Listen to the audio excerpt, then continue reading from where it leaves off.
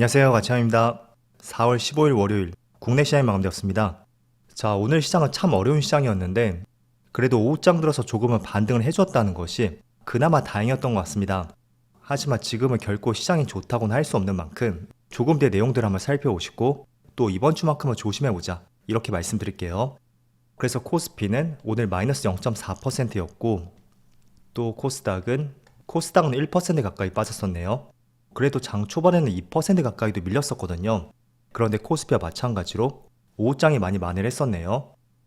그리고 코스피 상위 종목들을 살펴보면 오늘은 삼성전자의 흐름이 좋진 않았습니다. 물론 낙폭을 많이 줄이긴 했지만 오늘은 오랜만에 흐름이 좋지 않았었고 반대로 SK하이닉스 마찬가지로 시장 흐름이 좋지 않았지만 오후장에 다시 돌려 세운 흐름이 나오면서 결과적으로 빨간불로 마무리되었습니다. 그리고 자동차 관련주 오늘 자동차 관련주가 굉장히 좋았어요. 오늘 좋지 않은 시장에서도 실적에 대한 기대감이 있습니다. 그래서 그 기대감 때문인지 오늘 독보적인 상승이 나왔었죠. 그리고 코스닥은 딱히 흐름이 좋진 않았지만 그래도 반도체 소부장 기업들 이쪽은 그래도 나름대로 흐름이 좋았던 것 같습니다. 자, 그럼 코스피의 수급을 살펴볼게요.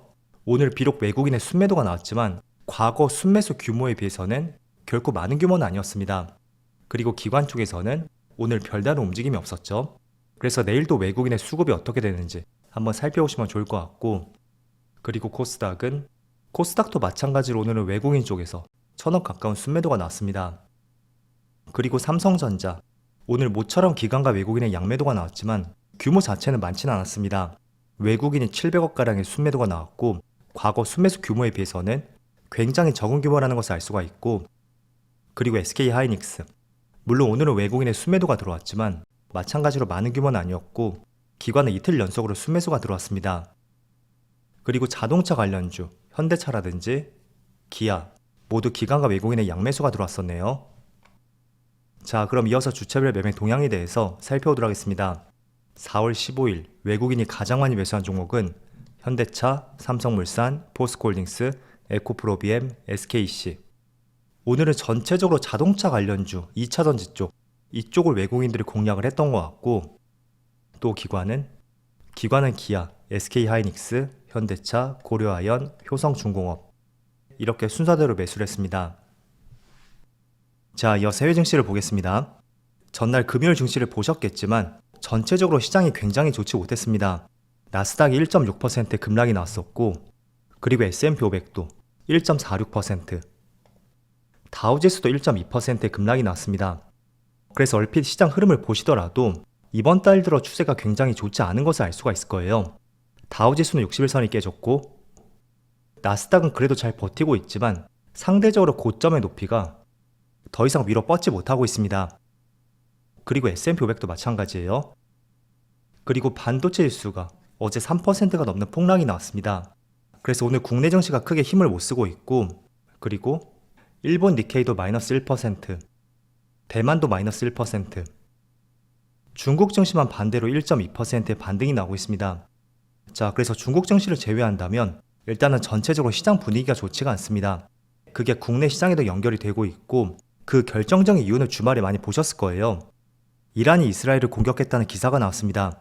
자, 사실 이런 내용들은 제가 지난주 주중 사이에 말씀드렸을 거예요. 현지 시각으로 4월 10일, 국내 시간은 4월 11일쯤이 될 수가 있고 그 시점을 전후로 해서 조심하자고 말씀드렸습니다. 그런데 생각보다 조금은 늦게 반응이 왔었고 그게 4월 13일, 한 2, 3일 정도 딜레이가 됐어요. 그렇다 보니 이런 이슈가 주말에 다시 한번 나왔고 오늘 중동 정세 불안정과 함께 시장에 큰 영향을 미치고 있습니다. 자, 그런데 우리가 절대적으로 예단을 할 수 없는 것이 많은 서방 세계에서는 전쟁이 확산되지 않을 것이라는 것이 대다수의 의견입니다. 그렇지만 이스라엘 같은 경우에는 그동안 독자적으로도 어떤 행동들을 계속 많이 했었거든요. 그래서 미국 측에서는 보복하지 말라는 이야기를 했었죠. 하지만 독자적으로 15일에 공격 가능성이 다시 한번 제기가 되었습니다. 그래서 대체적인 의견 자체는 더 이상 분쟁이 확산되지 않을 것이다. 그게 우세적인 의견이지만 독자적인 공격도 충분히 나올 수가 있다고 생각이 됩니다. 그래서 이번 주는 어려운 시장이 될 수가 있다는 것을 먼저 생각을 해보시고요. 일단 결론부터 말씀드릴게요. 저는 만약에 이런 이슈로 인해서 다른 업종들은 잘 모르겠습니다. 그렇지만 반도체 관련주가 주가의 급락 내지는 하락이 나온다면 저는 충분히 저점 매수할 수 있는 좋은 기회라고 생각이 되고 그런 점들은 조금 뒤에서 말씀드려 볼게요. 그래서 중동의 불확실성 때문에 유가도 130달러까지 올라갈 가능성도 제기가 되었고 지금이 거의 90달러를 육박하고 있죠. 자, 그런데 오늘 뚜껑을 열어보니까 생각보다 유가가 크게 뛰지는 않고 있습니다. 일단 4월 5일쯤에 한 10일 전에 최고치를 경신하고 나서 그게 플랫하게 계속 이어지고 있어요. 그래서 국제 유가에 불안정이 있고 또 주말에 전쟁 이슈가 나왔다고 해도 지금 10일 연속으로 국제 유가에 큰 반응은 나오지 않고 있다. 그걸 먼저 생각해 보시고요. 만약에 정말로 이스라엘의 반격이 없다면 국제 유가는 다시 떨어질 수 있는 명분을 제시할 수가 있습니다. 자, 반면에 환율을 살펴보면 밑에가 3개월간의 차트고요. 위에는 3년이에요. 자, 지금 환율이 거의 한 달 보름 사이에 굉장히 가파르게 뛰고 있습니다. 그래서 환율이 상승하기 때문에 주식시장도 급락할 것이다. 이렇게 보는 의견들이 상당히 많습니다.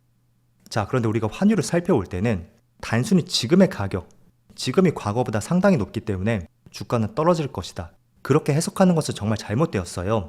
중요하게 봐야 되는 것은 지금 환율에서 더 올라갈 수가 있는지 첫 번째로 그 점을 살펴야 되고 또 두 번째는 올라간다고 해도 그 올라갈 수 있는 폭보다는 나중에 환율이 더 안정화될 수 있는 그 폭이 클 수가 있는지 그걸 두 번째로 생각하셔야 됩니다. 자, 2022년 당시도 볼게요. 그때 9월 말쯤 9월 마지막 날에 환율이 최고치를 경신했어요. 그럼 환율이 최고치를 경신했으니까 당장 주가는 떨어질 수가 있고 주식을 파는 게 정답이겠죠? 자, 그런데 코스피의 차트를 보면 환율이 최고치를 경신했을 때가 그때가 2022년 9월 30일이었습니다. 그런데 코스피의 위치를 보시면 정확하게 그날이 코스피의 최저점이었던 것을 알 수가 있을 거예요. 그리고 추세는 물론 출렁임이 있었지만 그 지수의 위치를 절대적으로 깨진 않았습니다. 그래서 알 수 있는 것은 단순히 환율이 높구나 때문에 주가는 하락할 것이다. 그렇게 보는 것은 정확하지 않고요. 지금 환율이 부담스럽다고 해도 더 올라갈 수 있는 가능성이 있는지 첫 번째로 그걸 보시고 두 번째로 가능성이 있다고 해도 올라갈 수 있는 그 크기보다는 나중에 환율이 안정화되고 떨어질 수 있는 그 크기가 훨씬 클 수가 있다면 저는 결코 지금의 위치를 부정적으로 볼 수 있는 그런 시점은 아니라고 생각이 됩니다. 자, 그리고 한 가지 더 부연적으로 말씀드리면 지난 2022년 당시에는 본격적으로 금리가 상승하고 있었던 굉장히 시장 분위기가 좋지가 않았습니다. 하지만 지금은 금리 인상은 없죠. 이제 단지 금리 인하 시점이 뒤로 연기가 될 것이다.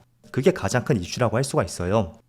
그래서 첫 번째로 그게 다른 점이라고 볼 수 있고 또 두 번째는 자, 이 당시에는 과연 시장을 주도했던 산업들이 있었는지 저는 결코 떠오르는 산업은 생각이 나진 않습니다. 반면에 지금 시점에서는 환율이 가파르게 오르고 있다고 해도 3월 초부터 지금까지 외국인들이 오히려 시장을 떠나고 있나요? 삼성전자를 중심으로 해서 엄청난 매수세가 계속 이어지고 있습니다. 즉 대외 변수는 있다고 해도 시장을 주도적으로 이끌어갈 수 있는 업종과 산업이 존재한다. 그걸 꼭 생각해 보시면 좋을 것 같습니다. 그래서 지금은 누가 뭐라고 해도 AI죠. 그리고 반도체. 이쪽이 시장을 계속 이끌고 있어요. 때문에 한 달 보름간의 환율이 가파르게 올랐을 때 이때 코스피 전체적인 수급을 살펴보면 외국인의 매수가 계속 이어지고 있고 자, 그리고 삼성전자도 3월 1일부터 4월 15일까지 거의 6조 원가량의 매수가 들어오고 있습니다. 자, 그럼 단순히 환율이 올랐기 때문에 전체적으로 외국인의 매도세가 나왔어야 되겠죠? 그렇지만 특히 반도체 업종에 한해서는 오히려 역대급 매수세가 계속 이어지고 있습니다. 자, 그래서 그런 점들을 토대로 보더라도 제가 조금 전에 말씀드린 것처럼 시장의 대외 변수로 인해서 주가의 하락이 나온다면 다른 업종은 모르겠지만 반도체 업종만큼은 저점 매수할 수 있는 좋은 기회로서 시장을 바라보자고 말씀을 드리는 것입니다. 자, 그리고 전쟁 리스크 같은 경우에는 사실 작년 가을쯤이었나요? 그때 중동을 중심으로 꾸준히 나왔던 재료 중에 하나였습니다.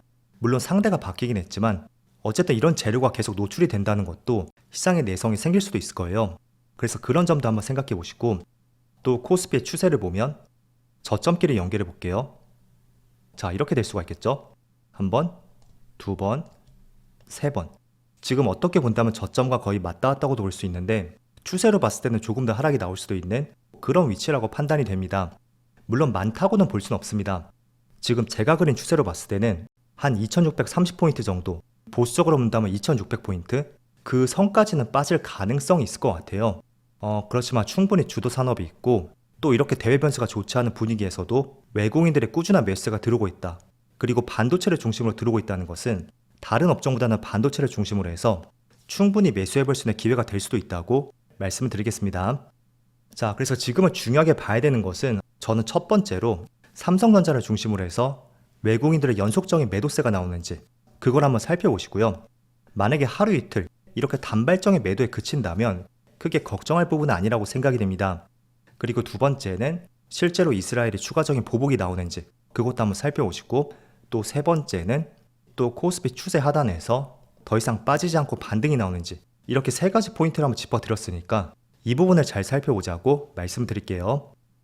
자, 그럼 오늘 날씨도 좋지 않고 시장의 분위기도 상당히 좋지 않았던 하루였는데 늦은 시간까지 정말 수고 많으셨고요.